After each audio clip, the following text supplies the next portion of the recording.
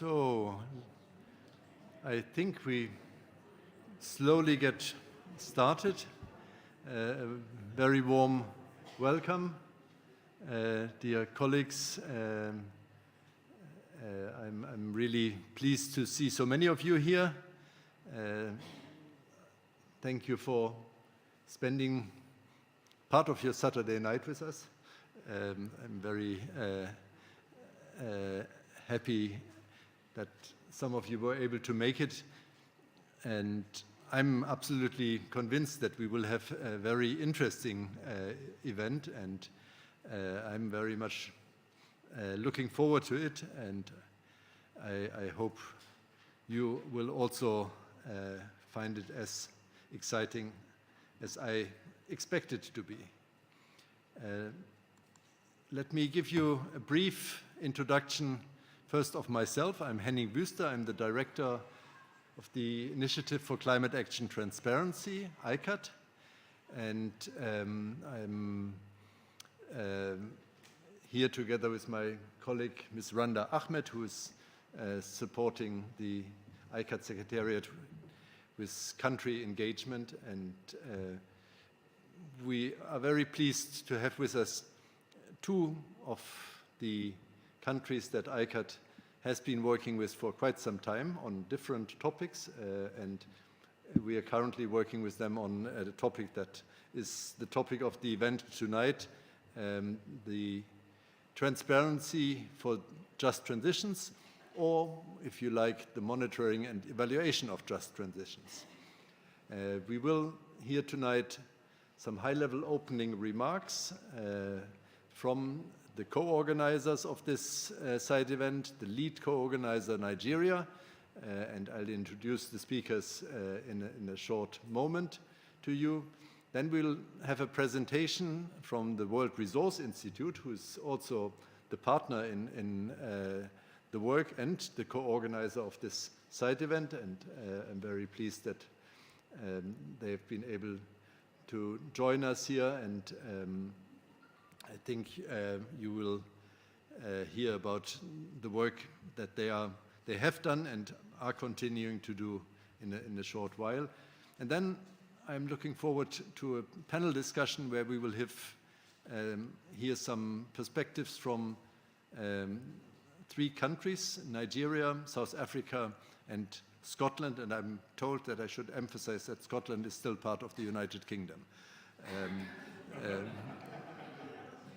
And then please be ready to also come with questions, and because we would be happy to have an engaged discussion. And I'm very pleased to say, and I should have mentioned this before, that on the panel we also have some representatives from trade union movements, and that is, I think, a very, very valuable perspective. So let me briefly introduce the topic to you, because it's perhaps not that obvious. I mean, I think it's obvious to everybody that to address climate change will require transformational change. And that means in basically for all economies, some fundamental economic changes. Those are not obvious and not evident, and they will clearly have economic implications. They will have impacts on development, and those impacts will be both positive and negative ones. And in order to make the required transformational change possible, to make it feasible, it is important to address the negative consequences and try to amplify, of course, the positive ones.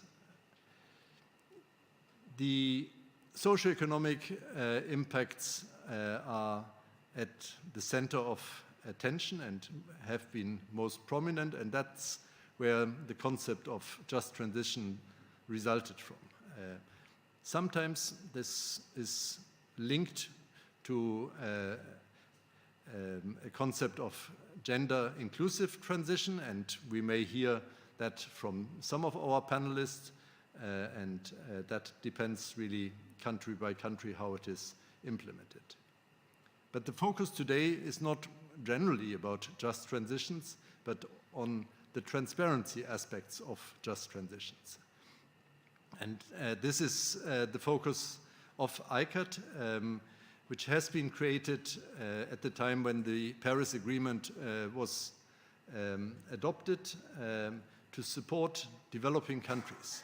And the focus of ICAT support cuts across the enhanced transparency framework under the Paris Agreement, but we have a specific focus on supporting the assessment of climate policies and actions. And there, of course, this is an assessment of their impacts in terms of greenhouse gas levels, but we also support countries in assessing climate policies and actions for their sustainable development impacts. And that was the basis for then moving into looking at just transition. Transparency is the basis for stakeholder engagement. Without transparency, without data about policies and actions, it is impossible to engage stakeholders in a meaningful way. And of course, stakeholder engagement is absolutely central for a just transition. So that's where the two come together, that the transparency for a just transition is essential as a building block for a framework that allows transformational change, a framework that ensures that nobody is left behind and does so in a way that builds confidence among those that are potentially affected by climate policies and actions. So this was the basis for ICAT, together with WI as our lead partner in this work, to develop a methodological framework for the monitoring and evaluation of just transitions. And we have a draft of that framework that you will hear about in a short moment. And we are now working with South Africa and Nigeria to implement the framework. So with that introduction, let me invite our high-level speakers to offer their opening remarks. And I'm very pleased to welcome, first of all, Mr. Adamu Sumi Gisos, who is Director of Special Duties and Projects in the Federal Ministry of Labor and Employment, and the government focal point for the ICAT Just and Gender Inclusive Transition project. This is currently under implementation in Nigeria, and I'm very pleased to have Mr. Adamu Sumi Gisos with us, since I know he's passionate about just transition and the enhancement of sustainable livelihood for the labor force at both national and subnational levels. Tonight, he is representing the Honorable Minister of Labor and Employment of the Federal Ministry of Labor and Employment, His Excellency Dr. Simon Bako Lalong, who was unfortunately not able to travel here, but I'm very pleased that we are able to hear his words through Mr. Adamu Sumi Gisos. The floor is yours, please.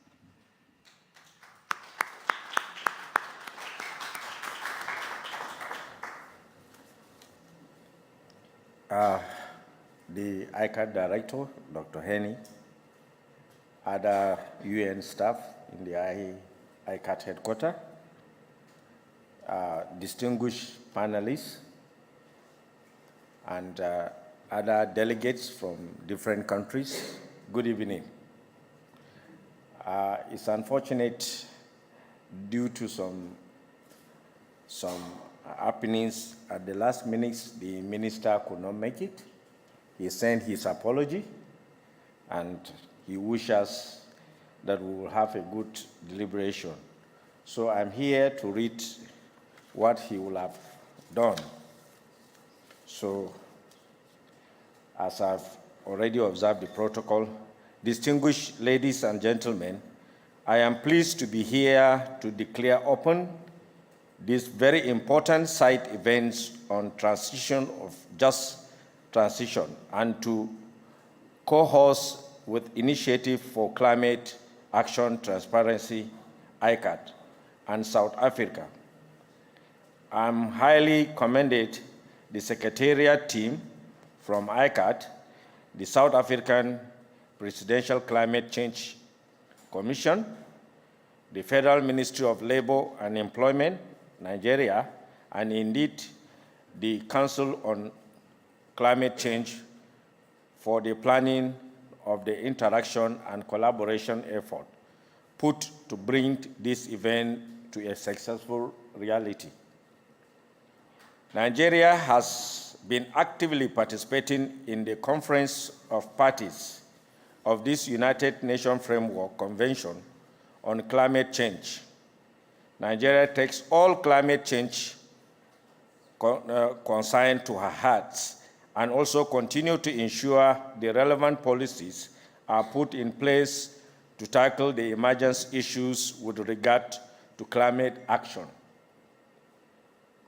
One of the policy actions in Nigeria in the National Climate Change Act, which was passed in November 2022, which seeks to achieve low greenhouse gas emission, green and sustainable growth by providing the framework to set the target to reach net zero between 2050 and 2070.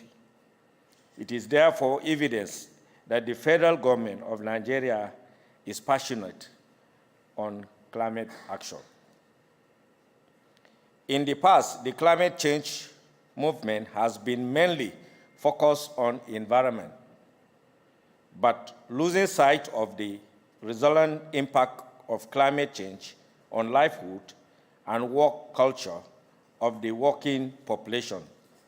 The just transition concept stemmed from the effort of labor unions strive to strike the balance between involving the environmental needs and securing the justice for workers. The just transition concept focuses on the ensuring that no one is left behind in the move from environmental harmful work process to low carbon and resilient economy, underprinting the crux of the green economy. The global interest in the shift of green economy call for informed decision on how to ensure that the labor force is not put out of work in which bid to transit to green job. The Federal Ministry of Labor is responsible for preparation, formulation, coordination, monitoring, review, implementation, and enforcing all government policy and regulation which relate to employment generation, labor protection, productivity movement, industrial peace, and harmony on occupational safety and health in workplaces. It is therefore fault on the ministry to ensure a just transition on behalf of the federal government and to ensure that transparency of the process as well. The concept of just transition has evolved into a significant framework for guiding the shift from the fossil fuel-based economy to more sustainable one, to patronize the welfare of workers and communities, ensuring that no person or community is left behind. The ministry in 2021 attended COP26 in Glasgow, Scotland. Delegation of the Ministry of Labor and Employment had high-level discussion with the Initiative for Climate Action Transparency Director, Ms. Dr. Henning, at the COP27 in November 22. In the spirit of partnership and cooperation, the federal government of Nigeria, through the Federal Minister of Labor, is supported by ICAT to develop a monitoring, reporting, and verification, MRVP, of a just and gender-inclusive transition. Thus, a project cooperation agreement on the ICAT Nigerian Project MRV of Just and Gender-Inclusive Transition was signed by the Ministry and the United Office on the project's services.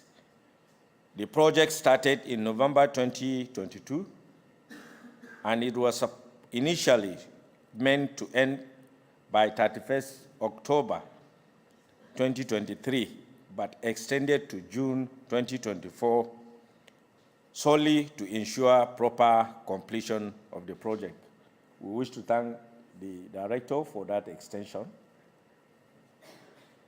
The specification objectives of the Just Gender Inclusive Transitions are to develop a measurement, reporting, and verification system to track just and gender-inclusive action, ensure the system linked with related sectorial measurement, reporting, and verification system implemented by the Federal Ministry of Environment.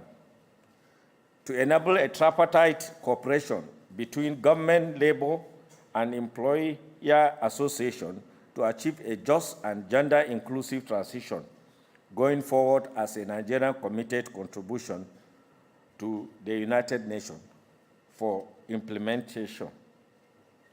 To support policymakers in setting up just gender-inclusive MRV system while designing a related roadmap to track just transition impact of climate policy and action. The project adopted an approach of the triplet cooperation between government, labor, and employing association to ensure the transparency and transition process. The project is focused on tracking just transition in the agriculture, forestry, and other land use sector, and the energy sector, including the tracking of gender inclusive across relevant sectors of the economy. It has also been in notice so far that just among the stakeholders and clear understanding of the just transition process is key to achieving the desired objective of the project. Proper awareness creation across all sectors on the impact of climate change and the need for just transition in an offshoot of climate action will build trust, creative ownership of the just transition movement into a green economy. It is also key to note that one of the pillars of just transition is dedicated funding stream to support transition program and effort, including job training and job creation. It is therefore timely to call for and push for a more deliberate action through capacity building programs, empowering and training workshops on new and emerging work process to enable effective just transition to the low carbon and green economy, thereby engaging a sustainable growth. On this note, I therefore employ everyone to continue informed discussion on ways to drive the just transition concept and also to ensure a transparency of this process. On this note, I wish to declare this event open and wish all the fruitful discussion and a good outcomes. Thank you very much. Thank you.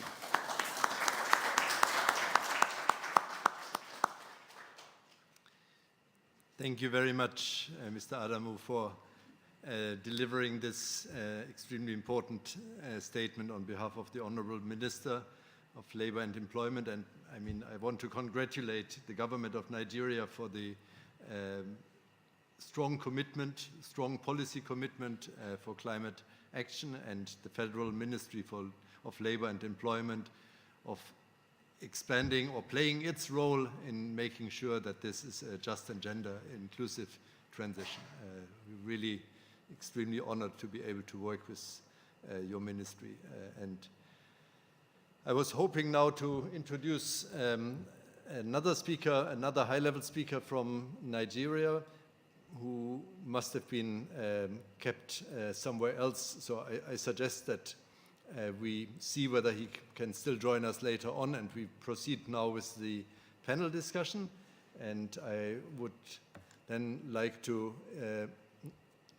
before proceeding with the panel discussion, we proceed with the presentation of the methodology. And so I'm pleased to introduce to you Mario Julian Diaz from the World Resource Institute, and he will give us an overview of the work that has already been completed and some outlook for the work ahead.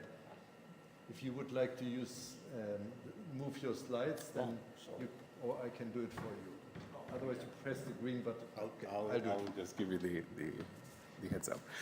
Thank you so much for all the high-level ministers here, for all the UN staff here, for all the distinguished experts here, and all guests. My name is Mario Julian Diaz, and I work at the World Resources Institute, and I'm a research manager there, working on some elements related to just transition as part of a wider team. For the past year and a half, my wider team and I have been working on a just transition tracking guide. And this tracking guide we're working on together with ICAT. Thank you so much, Henning, in advance. And it provides an overall methodology for countries that are seeking to monitor and evaluate and learn from their social, economic, and environmental impacts of their just transition policies in a transparent way. And overall, to better showcase how the guide contributes to increasing accountability and transparency, I'll begin with an overview of our development process and then share a brief outline of the guide, touching on the most essential components. Next slide. So the development of the guide is followed by two ongoing and parallel implementation efforts. As you can see here from the map, one of them is taking place, from the slide, one of them is taking place in South Africa, and the other one is taking place in Nigeria. In the case of South Africa, we have been working with the Presidential Climate Change Commission to support the developing of a monitoring and evaluation approach for South Africa's just transition framework. In the case of Nigeria, we've been working with the Ministry of Labor and Employment, as well as a team of consultants assessing just transition implications of their NDC implementation process and designing a just and gender inclusive transition monitoring, reporting, and verification framework. The guide has been further informed by additional research which we've done, desktop research in addition to consultations with a wide variety of stakeholders, sectoral experts, and doing interviews with other countries that are at different stages of the just transition process, some of which are present here today. Next slide. So as a result, the guide takes an economy-wide approach to monitoring the impacts of just transition strategies and policies, providing a step-by-step approach that is not particular to any one type of transition, but rather it can be followed regardless of the stage in the just transition process that a country is at, or the sectoral transition that is pursued. The guide also provides general guidance rather than guidance limited to specific contexts, serving as a versatile framework that can be applied across various situations, industries, scenarios, and just transition levels or stages. The flexibility creates opportunity for innovation, fostering the development of context-specific solutions while adhering to the overarching methodology. Next slide. So as our moderator mentioned, it is very, very important when dealing with the just transition process to involve stakeholders at every stage, not just at the beginning, but also when it comes to creating a just transition vision, as well as the tracking of just transition itself. The guide encourages the involvement of stakeholders along every step of the way in the proposed methodology. By involving them directly, as well as relevant parties such as community members, workers, advocacy groups, a broader range of experiences are able to be brought to the table and be able to be incorporated into this level of work that is done at a national level or a sectoral level or whatever stage a country is at. This inclusivity not only enhances the quality of the data that is collected, but also contributes to a more holistic evaluation, capturing a multifaceted impacts of the policies and strategies pursued. In addition, engaging stakeholders in the monitoring and evaluation builds a sense of ownership and accountability of the process itself. And it also enhances the credibility and legitimacy of the assessment and strengthens the foundation of long-term successes and positive impacts. Next slide. To best capture and make sense of these insights, the guide is organized into 3 distinct parts. The first part provides an introduction and overview, which begins by detailing a history of just transitions, why it is necessary to track progress towards identified goals, and the need for supporting the implementation and achievement of a just transition. The second part describes the foundation of the just transition process and how the just transition should be built on inclusive decision-making, active stakeholder participation, as I mentioned before, to effectively capture the country's just transition visions and goals. And the third part contains the essential steps for tracking progress. This discusses how to establish a proper tracking system by working with impacted stakeholders to identify key indicators, establish a data collection process, and transparently report progress. For the sake of time, I'll only briefly touch on what we consider as the essential steps for tracking progress. Next slide. So the first step in tracking progress begins with the development of goals of a just transition. Without identified goals, the objectives of a transition can remain vague and lack the foundation for tracking progress. This process can be achieved by co-designing goals with stakeholders, ensuring alignment with a stated vision, tailoring goals to priority needs, and finalizing the goals together with stakeholders at the table. The second step is to formulate indicators to monitor, and the process begins by selecting the most relevant impact areas that will be monitored, then identifying indicators specific to those impact areas or categories, selecting the level of disaggregation needed, and then developing targets to track progress towards them. The third step is to identify a proper data collection method, and to do this, it is important to design an overall coordination body, which could help design different tracking methods that will be used and determine the appropriate data collection that should be done. And the final step is when it comes to transparency.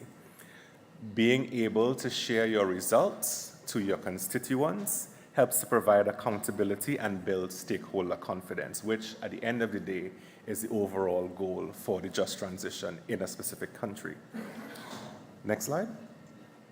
So the overall guide is divided into 3 main objectives. The first is to increase accountability and transparency, as I mentioned in the previous point, in climate action by transparently sharing information on the decision-making processes that had been done, the goals that had been designed, the strategies that had been identified, and the impacts that each are having, thus allowing stakeholders to hold decision-makers accountable for their stated commitments. The second is to strengthen the effectiveness of strategies and policies by assessing the environmental, social, economic implications of actions on different sectors and communities, and gauge the social equity dimensions of such actions, and make improvements and adjust them according as necessary. The third is to track the equitable distribution of benefits and burdens and make certain that the actions taken do not inadvertently exacerbate existing inequalities, but rather foster a more inclusive, sustainable, and resilient society. So in an era where in an era where world is undergoing profound transformations, a just transition must be carefully monitored to guarantee that workers, communities, and vulnerable people are included if we are to transition our economies in a way that is equitable for all. Thank you all very much.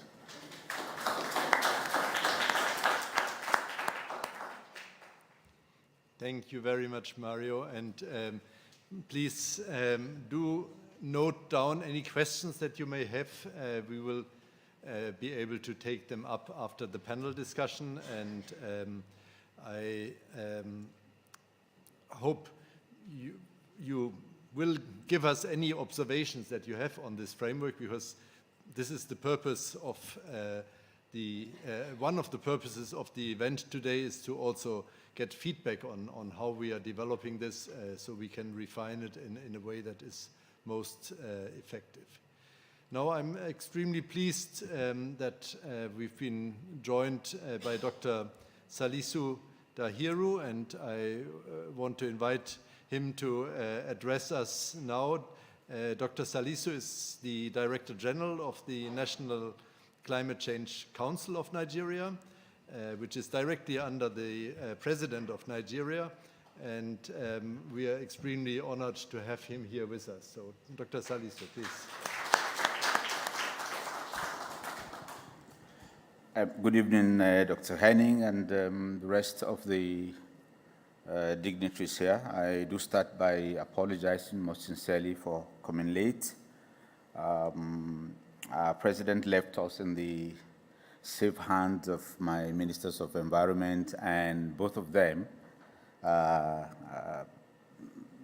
thinking of how to share the responsibility of steering the affairs of Nigeria in this COP for the remaining days. So I get drawn from two very powerful sides. So I was held in a meeting with them. I do sincerely apologize. Needless to say so, but first to express our sincere thanks and gratitude to ICAT for all the support that has been given to Nigeria in the last couple of years, right from when the partnership between ICAT and Nigeria began through the Ministry of Environment, Department of Climate Change, and then it was later migrated to the National Council on Climate Change when it was established. I do recall the very useful engagements that we had in Nairobi on the sidelines of the Africa Climate Summit and the Africa Climate Week, which saw us reviewing the existing projects that have been in the pipeline that ICAT is supporting Nigeria with. Projects that have really proved very valuable and adding value to our journey towards fulfilling those key obligations that Nigeria has made under its commitment in its NDCs and also under the Paris Agreement. This we are interested in continuing in the best fashion of partnership, and also ensuring that we are able to deliver results on the ground for Nigeria and also for ICAT, such that the reporting platform that we have set to have in place for Nigeria, such that we can keep and maintain our requirements for timely reporting of the progress in the country, and also tracking all the various activities within the NDCs are met as at when due. This support is very critical, bearing in mind that the National Council on Climate Change is very new. It's still in its infancy. It's still struggling with finding its feet among projects and programs or institutions of government that are grappling with issues of adequate funding as well as adequate institutional guidance. And we find ICAT being there for the council and helping it to work and to also work side by side with more established entities within the country, to the extent that when we submit our progress reports, some of the questions that we started receiving was that if organizations like ICAT are supporting you, then we feel that you have no need for support from the budget, and we laugh at that. But this is just to say how strategic this arrangement and this partnership is. And I want to also assure you that we are not taking this support and partnership for granted. We value it, we treasure it, and we will do the best that we can to ensure that we deepen this partnership and ensure actual progress on the ground for Nigeria going forward. I beg to stop at this stage so that I'll sit down and listen to the panel discussions. Thank you very much. Thank you for coming. Thank you, Dr. Salisu. It's really very much appreciated that you were able to come and to take a break from your other commitments that are surely extremely important here. And I must want to underline that ICAT is extremely honored to be able to work with the National Climate Change Council. And I'm also pleased that you are joining us here for this event, which focuses on a project that's under the leadership of the Federal Ministry of Labor and Employment. And because I think the engagement of the National Climate Change Council in that overall effort is critical in order to make it a success. And it's, I think, also a wonderful coincidence that we have in Nigeria a council that is headed by the president, as we have also in South Africa a presidential climate change commission that is taking this work forward, which I think underlines this whole of government approach that is really critical for the kind of transformational change that will be required eventually to tackle climate change, which I refer to in my introductory words. So thank you again for joining us. And with that, I now would like to move to our panel discussion and invite the panelists to join us here. And I'll introduce them one by one and would then invite them to come to the podium and sit next to their nameplates. So we are very pleased to have Dr. Peter Tafer with us, who serves as the team lead for the development of Nigeria's just and gender-inclusive transition monitoring, reporting, and verification framework. And Dr. Tafer is well known to ICAT. He has been a very strong supporter of ICAT's work in Nigeria for a long time. I would say he is actually to be thanked for his effort of bringing ICAT to Nigeria. He has been in government in various positions, as including as the UNFCCC focal point for Nigeria, and also as permanent secretary in the Ministry of Environment, and most recently in the Ministry of Labor and Employment.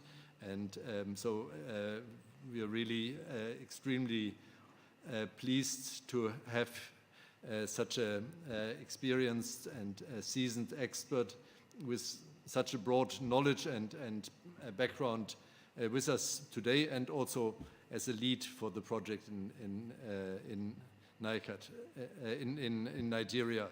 Please join us here on the stage, Peter Telfer. Then I'm very happy to also welcome Ms. Katie Ross, the head of monitoring, evaluation, and content on the Presidential Climate Change Commission of South Africa. In this role, Katie leads the monitoring function of the Commission and ensures the production of high-quality research products focused on issues related to the just transition.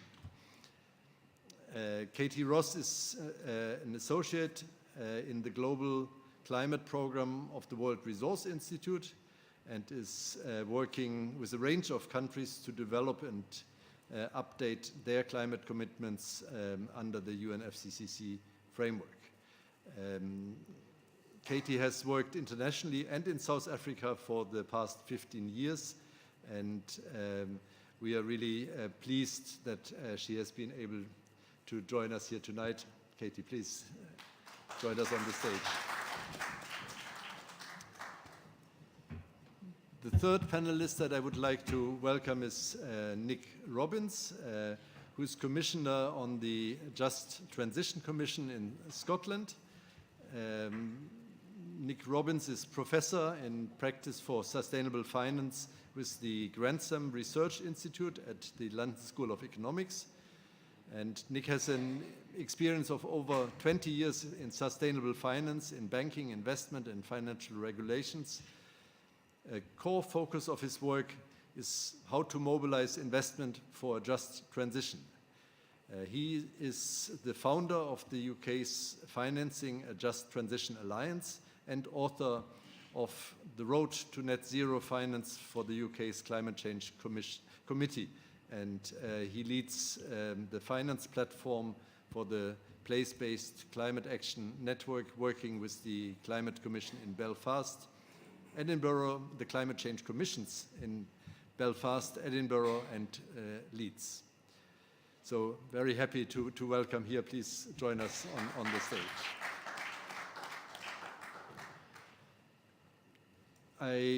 We are still expecting Comrade Eche Asusu, but I believe he has not yet been able to join us. So we'll leave that seat empty for the moment and hope that he will still be able to join us. But I'm very pleased to welcome then as the fourth panelist, Ms. Diane Junquera Curiel, who is acting director at the Just Transition Center and Energy Industries of the Industrial All Global Union and special advisor at the International Trade Union Center. Diana started work in the oil sector in Spain at the headquarters of the Spanish oil and gas company Repsol. She joined the UGT union, that's the Spanish trade union, and became a workplace representative and eventually head of international relations. And after participating in global energy sector committees, she moved to Industry All in 2016, and since 2021 she works part-time at the ITUC Just Transition Center. So we are really pleased to have her with us. Please join us here on the podium. So So let me begin with Peter Terfer, and I would like to invite you to give us an overview of the background to the work underway in Nigeria on just and gender-inclusive transition. Can you explain to us what were the criteria used to guide the mapping of key stakeholders, and which strategies proved efficient in engaging them? How has or will this participatory and constructive approach feed into the next steps of the process of developing the M&E for just transitions in Nigeria? Peter, the floor is yours. Thank you, distinguished delegates and members of the High Table. It's really indeed a great pleasure to be here today. Before probably I give a response to these particular questions, it's just to acknowledge that the NLC representative, Comrade Echi, has come in. I think he's the one seated at the back. Okay, so probably he should come to his position here. So having said that, the speech, the opening remarks of the Honorable Minister of Labor and Employment has highlighted some of the backgrounds on why Nigeria even opted for this particular project on the just and gender-inclusive transition. Basically, he highlighted the issues of the scope of the project itself, the clear objectives, as well as the expected outcomes of this very important project. Talking of the scope, we have stratified the project into two clear scopes. The first one has to be with a scoping whereby we need to engage various stakeholders in the country. You know, Nigeria is so diverse and it has a lot of entities that needs to be consulted. So this is basically what was done in the scoping phase. We are just rounding up the scoping phase before we go into the second phase, which has to do with issues of the design and analysis and then writing of the final report. Then now coming to your own questions about mapping of the key stakeholders, we identified about 4 criteria which was used actually to map out these key stakeholders. One, we consider the sectoral analysis. There are several sectors that we felt should be involved in the preparation of this very important document. And like the name of the project implies, it is just and gender-inclusive transition MRV framework. So we also looked at the gender inclusivity in the preparation of the document. Another very important consideration was actually the geographical reach. Looking at the diversity and the broadness of the country, we thought of also bringing the subnationals into the preparation of this document. The country is made up of 36 states and also different geography. The northern part of the country is facing the Sahara Desert and therefore is a bit much more drier, while if you go to the southern part of the country, it is inundated with issues of erosion and flooding due to the geography. So there's a lot of migration and movement between the north and the south looking for greener pastures and enhanced means of livelihood. Another criteria we used, we also looked at the economic impact. What will be the economic impact of the just transition? Which of the sectors will really be hit the most? And Arising from it, we now looked at the issue of agriculture, because agriculture happens to be the major employer of labor in the country, and forestry, all under the LULUCF and the AFOLO, as well as the oil and gas, because the country is an oil-producing country. Its GDP is heavily dependent on extraction of fossil fuel and its utilization. So these were the critical criteria that we used in mapping the stakeholders. I want participants that are here, maybe from other countries, to really think very deeply when they are also putting in their own criteria of how do they map their own stakeholders. It's very important because, like Director Henning said, that once there's no transparency, you will not be able to carry the stakeholders alone. So, and one of the key approach to transparency is inclusivity. So that is one of the areas we did. And then in terms of the efficiency of our engagement strategies, we approach it through a multi-stakeholder dialogues where we brought not only ministries, departments of agencies of government, but civil society organizations were equally involved. The media were deeply involved in the whole process for the purpose of reporting and for awareness creation and advocacy. We also brought in even faith-based organizations because they have the comparative advantage of really getting to the people.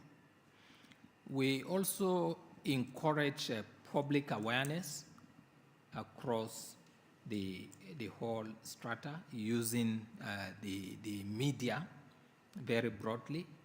During our inception workshops and the follow-up workshops, we were able to get the press who interviewed major stakeholders, and through that, we were able to reach almost every household in Nigeria that either has television or radio, that at least they have heard that government is doing something on developing a framework for a just transition. It was a very vital instrument, and any country that really wants to go into preparation of its own just transition, it is very, very important to carry the media alone. We also went to another approach, which we consider it very efficient for engagement, is getting feedback.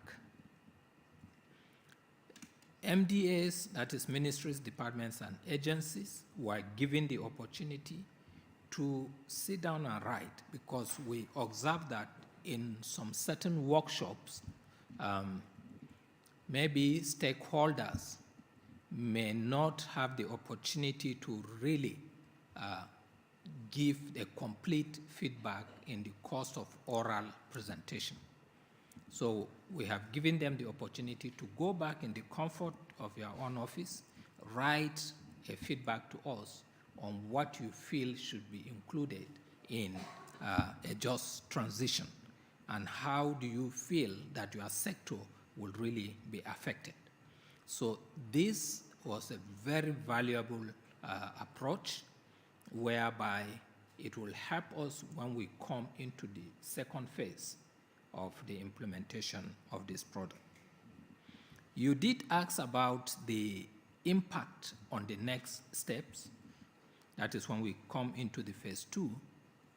One of the key impacts, which will be this issue of inclusivity. It is a big impact because several entities felt that they are now part and parcel of the development of such an important national document. We also were very happy because at the end of the day, it will give legitimacy to the document, meaning that several stakeholders have been involved. They have a feeling now that they are part and parcel of it.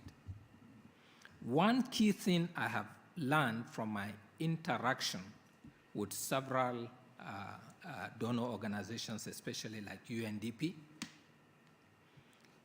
they will tell us that, look, invite several stakeholders even if you feel they don't have relevance on the subject. It will surprise you the kind of feedback that you will eventually get. And they will also serve as instruments for advocacy, for going to areas where you will not even be able to go yourself. They will go back and inform their own constituency that I am coming from the center. I have been to the nation's capital. We discuss such a document like this, and government is bringing something forward for the benefit of impacted community. So that in itself is bringing legitimacy into the final product, and it's also bringing inclusivity in it. One other important impact on the next steps will be the aspect of sustainability. This document will eventually be sustained because there's involvement. And also, we've been able to gather data and information which future review or future activities can build on it. So I think this a few things I will need to say. I have something to say about the opportunities, the challenges we have faced, as well as the lessons we have learned from this. But probably if there's time, when we come to the next round. Thank you very much.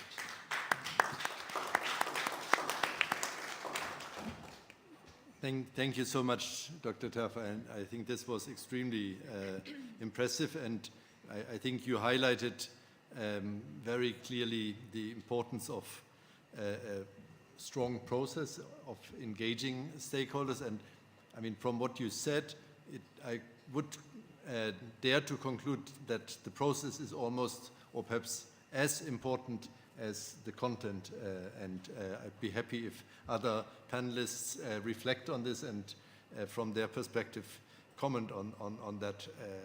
But I think you've really underlined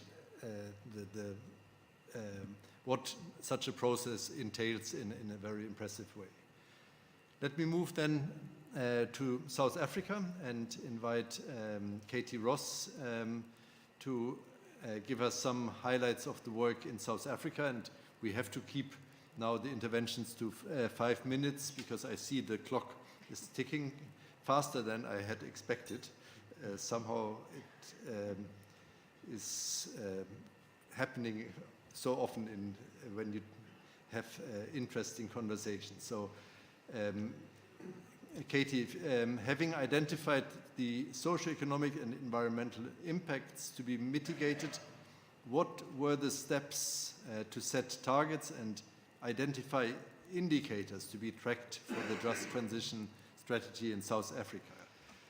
What role played the transparency process in that target setting process, and how did you engage stakeholders in South Africa? Katie, please. Thank you, Henning, and it's a real pleasure to be here this evening. I'm with the Presidential Climate Commission in South Africa, and this is a body that was set up in 2020 by the President to oversee and facilitate the just transition in the country.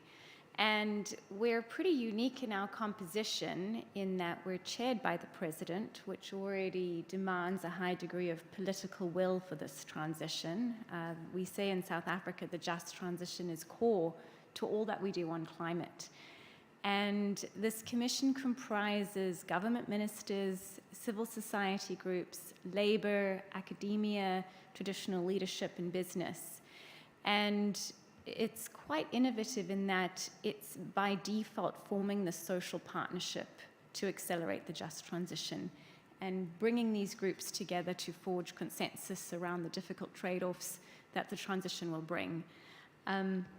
Just to situate this tracking work, a year ago, our cabinet approved the Just Transition Framework for the country. This is the overriding policy document that's going to guide South Africa's just transition in the years ahead. It sets a long-term vision for 2050 that incorporates not only climate goals, mitigation and adaptation, but importantly, how are you going to support those that are going to be impacted in the years ahead. We have a very strong focus on justice in the country from our legacy, but also in the just transition. So core to this framework is the embodiment of procedural justice, distributive justice, and restorative justice.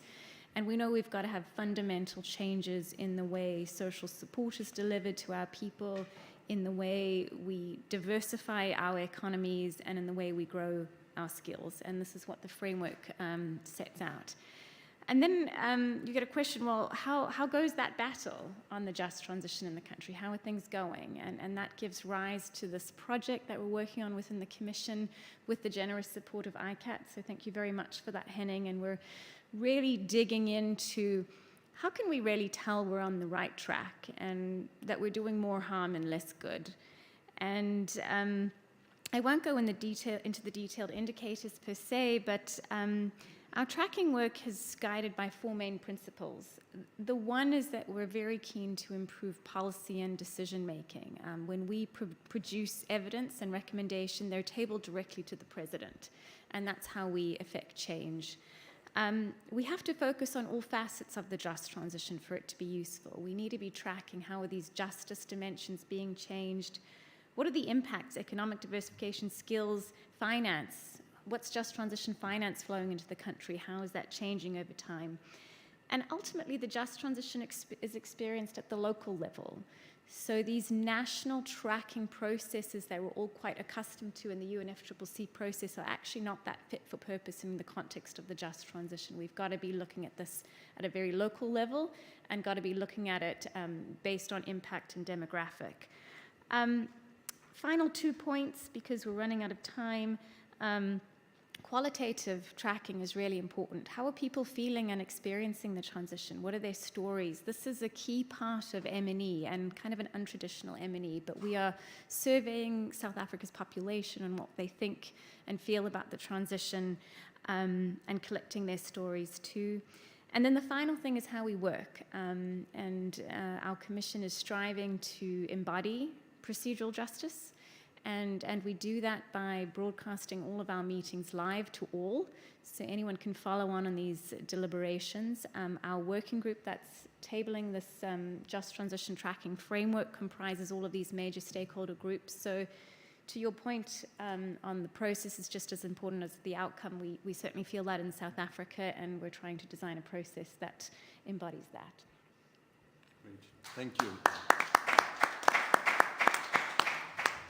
Thank you so much, and thank you also for linking into this discussion the topic of just transition finance, and maybe Nick will be tempted to pick that point up in his intervention. But Nick, first of all, from your experience in Scotland, can you give us some your view on what should be taken into account in the definition of indicators to monitor the implementation of just transition strategy?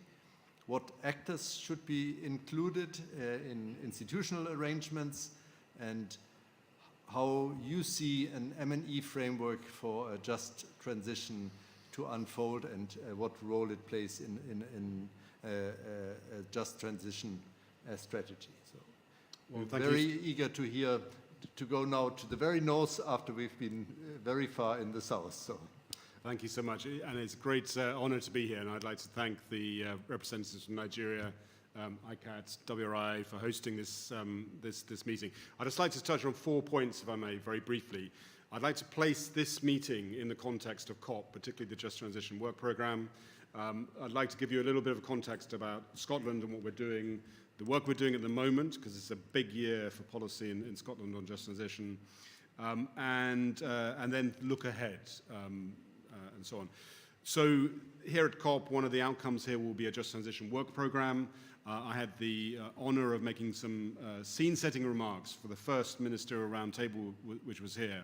And one of the things that I identified as a priority where countries could come together, share experience, would be on exactly this issue of indicators and reporting at the country level, at the business and industry level, and also at the community level. So I think this meeting is very, very well timed, and we really need to make sure that we have a credible, strong, substantive Just Transition work program, which is not a talking shop. So that's some context. I think that's why this meeting is very well timed, and congratulations to the organizers.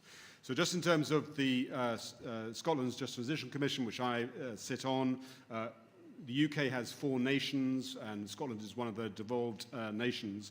Just Transition is very much part of the national identity of Scotland in the way it addresses the Just Transition. The Just Transition Commission is an advisory body. It's not executive. We have no ministers. Our purpose is to provide independent scrutiny and advice. So essentially, we are an accountability mechanism. Our membership is made up of trade unions, of business, civil society, academics, youth, and we've had 2 phases. The first phase, 2019 to 2021, the government asked us a question, actually, how should Scotland take forward Just Transition? And so actually a lot of engagement was made to understand Just Transition in the Scottish context. A report was made and the Scottish Government accepted all the recommendations. And now we're moving into a second phase, delivery phase, and that's where I was pleased to join from 2022, where the Scottish Government is issuing a series of plans, Just Transition plans, like we heard from Peter, for agriculture, for energy, for transport, for buildings, and importantly, for an absolutely central piece of oil and gas infrastructure in Scotland, the Grangemouth refinery, which is an absolutely anchor piece of industrial infrastructure. And so this year there have been a series of discussion papers, consultation papers that have been issued to the people of Scotland. A lot of consultation has been undertaken by the government, and we as the Commission have also been responding to that. Within the Commission, we have a MEE, not MEL, we have an MEE working group, monitoring, evaluation and engagement, and that working group involves one of my colleagues, Amina Camps, who's been working a lot on this. And I think just a reflection is, one of the things in Scotland, at least, is there is already quite a lot of indicators and data. And the Just Transition is essentially a bridge concept. It's bridging the transition, an environmentally driven process of economic change, with justice, labor rights, human rights, and so on. So we would expect that many indicators will already be in existence. And so one of the questions is actually how we connect these indicators, which might be in different ministries or different silos, and then identify where we may need new indicators, and with the emphasis of not inventing new indicators if we can do that. So I think that's important. So one of the things is how we're looking at core indicators around energy poverty, community benefits, supply chain, labor markets, the quality of process. So that's one of the things. So it's a very busy time in Scotland in terms of this planning process. So if I could go to just sort of the future. This meeting is perfectly timed, not just for COP, because we are about, as the Commission, about to launch our own piece of research on how we could best support the Scottish Government in terms of monitoring and evaluating their Just Transition plans. And I'll look at the existing data landscape, how we involve a participatory approach of the people of Scotland into the choice and identification of those monitoring and evaluation framework. So that's the first thing. So we're just about to do that. So this is great. So thanks for all. I've been learning and taking notes. This is great. Second one, I think in the approach that we've been taking within Scotland, the process of accountability and transparency is not just for the government. It is also for the business community in particular, because the business community, the financial community are also going to be making large investment decisions, and they also need to be held accountable. They can contribute hugely to the Just Transition, but also they could be taking decisions which actually could be harming a Just Transition. And if I could come to a case of that. September this year, the Scottish Government issued a discussion paper on this refinery complex, Grangemouth, September this year. Within 2 months, the owners of that complex had announced that complex would close with no provisions for consultation and no provisions for just transition.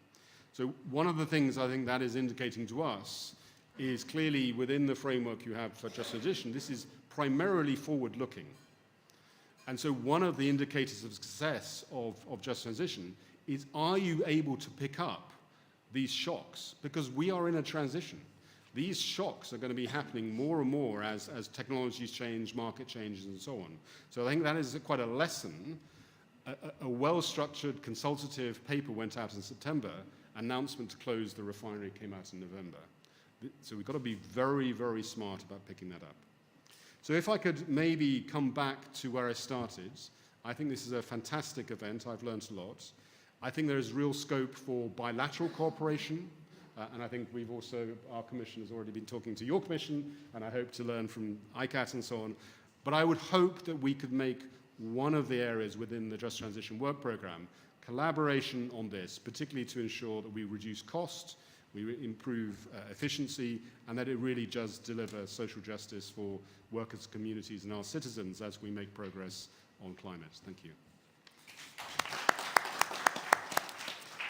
Thank you so much, Nick. That was really very important, and I really like your point about using existing indicators, because this is something that we always strongly recommend to any of the partner countries that we work with, that you build on what you have as much as possible, and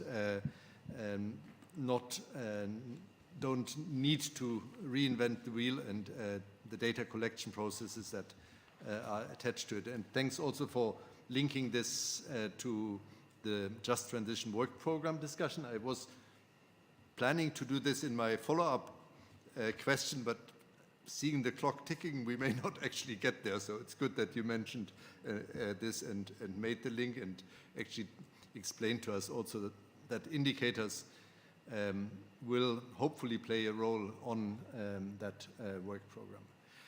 So I'm now very pleased that we have 2 representatives from trade unions, and I want to first of all, since I missed that earlier on, welcome Mr. Eche Asusu, who's from the Nigeria Labour Congress, and he's the climate change coordinator for that Nigeria Labour Congress. And if I may, I would like to ask both of you, Diana and Eche, the same question, and to respond it both from the various perspectives, from a national perspective and from the international trade union perspectives. And the basic question is, how do you see that transparency and the data that comes with it can help to leverage the support of labor unions to a just transition strategy, and what opportunities you see either for engaging with national government or at the international level in an international process in designing a just transition strategy and ensuring adequate monitoring of it in a way that you feel satisfactory from a trade union perspective. So Diana, perhaps you can start, and then Eche can follow. Sure, thank you very much. Yeah, I would like to start giving the global overview, and from the International Trade Union Confederation. First of all, to say that we as workers, we are one of the parts of the constituency in the International Labour Organization. And I'm happy to see here, not very well because of the lights, but Mustafa Kamal from the Green Jobs in the ILO. And actually, I'm saying this because when we talk about just transition, we always refer to the ILO guidelines, because for us are the terms of reference where the constituencies are the governments, the employers, and the workers, the trade unions. So this is where we come and we bring to the issue of the transparency, and transparency for us is key. And transparency means that workers are part of this discussion, and that we are at the table when all this is happening. And actually, I would like to congratulate South Africa, because what they are doing, creating this presidential commission, it's really important because of what you were saying, is this different group of people bringing from ministers to workers, representatives, from experts in climate is something really important. We can see it in other countries, and we understand that this is the way to proceed in the transition. But very quickly, I don't want to, because we don't have much time, so I will just wanted to mention that the social dialogue is really key for us, that the transition plans are necessary, and when those plans are designed, we need to look for the future.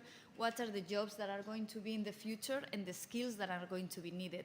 And with those skills, how are we going to prepare everyone around in order to be able to join those future jobs?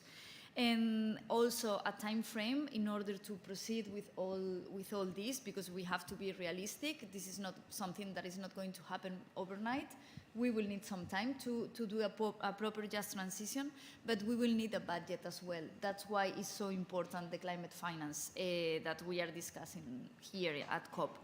And just to finalize very, very quickly, it will be great to create, in the same way that this Presidential Climate Commission in South Africa, a group to follow up all the plans that are created, to follow up the implementation, the indicators that you were, Nick was mentioning, because if you don't follow it up, it's going to be impossible to assess the progress that you are making. So with that is very general and at very global level. I would like to give the floor to our colleague Eche from Nigeria, and he will go deeper in the issues. Thank you. Thank you for inviting me to this very important discussion. Just like my colleague from the ITUC Global has said, this issue of just transition for us is very important, because workers need to be in the room, because these things actually revolve around the workplace. You know, talking about emission and all of that, you know, it happens essentially in the workplace, and it's important that you have the social partnership, you know, very, very, very strong, you know, in the discussions on what should be, how to manage this whole transition from carbon heavy economy to greener pathways. First, I want to apologize actually for coming in late. We had an emergency. Somebody had to be taken to the hospital, and I needed to attend to that. You know, we just finished a few minutes ago. So going forward, first I want to commend the ICAT in Nigeria. Workers in Nigeria felt a huge sense of involvement in the work of ICAT. We were consulted in the different researches done by ICAT. The workers were involved, and our opinions were sought. There were a series of you know, interviews, series of assessments and all of that, and there was a feedback to our leadership that actually there is a warming up of key institutions you know, involved in this discussion to actually get workers involved. And I think for us it was a big leap of faith, and it gave us a lot of hope that actually we're going to make a lot of progress, you know, in this journey. But then for us, there are also a number of issues that we also want to point out. Perhaps, I don't know if there will be another round of surveys and studies that will also, which I think should happen, because this should be an ongoing process, you know, concerning the informal economy. You know, many workers, Nigeria has a significant level of informality, and I think it's important that it's fully captured, you know, in the next round of engagement by ICAT. I think it will help to cover quite a number of workers who are actually out there, who don't have that kind of coverage, who don't have union representation, who don't have, you know, formal presence. It will go a long way in actually bringing in all the voices, you know, into the room. And then the health impact of climate change is also something that should be considered. I'm sure in some of the work that has been done already, that has been incorporated. But what do we do with the report is important. Going into the transparency issue, I think commitment is one, which I think ICAT and also the Ministry of Labor has scored very high. And of course, the Climate Change Commission has been quite transparent and has involved the workers, and the doors have been opened. What we are looking at is how are we going to take the opportunities that are coming from there. But I think those doors needs to be, we need to keep those doors open. And for us to do that, we need to have concrete responses. With the results we are getting from the research, what will be the response in terms of legislation? We want to see the laws, tweaked in a manner that actually addresses some of these concerns: health impact of climate change, economic impact of climate change, livelihood effect of climate change. We want to see the laws, begin to speak in that manner, speak that language. In that way, workers can look at it and say, yes, we are fully represented. And I believe that some of these measures will be covered in the next round of engagement by ICAT.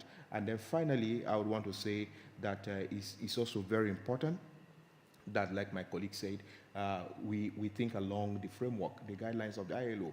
I think it has given us a very strong rail guards that can actually help us to actually look at the issues critically and objectively. So I would push or promote that we'll get maybe some kind of, like South Africa has done, a body that looks, that has a well-defined terms of reference, that can actually follow up and ensure that some of these responses we're talking about are actually carried through, that the due diligence is done. In Nigeria, I believe is something that we also need to discuss about. Thank you.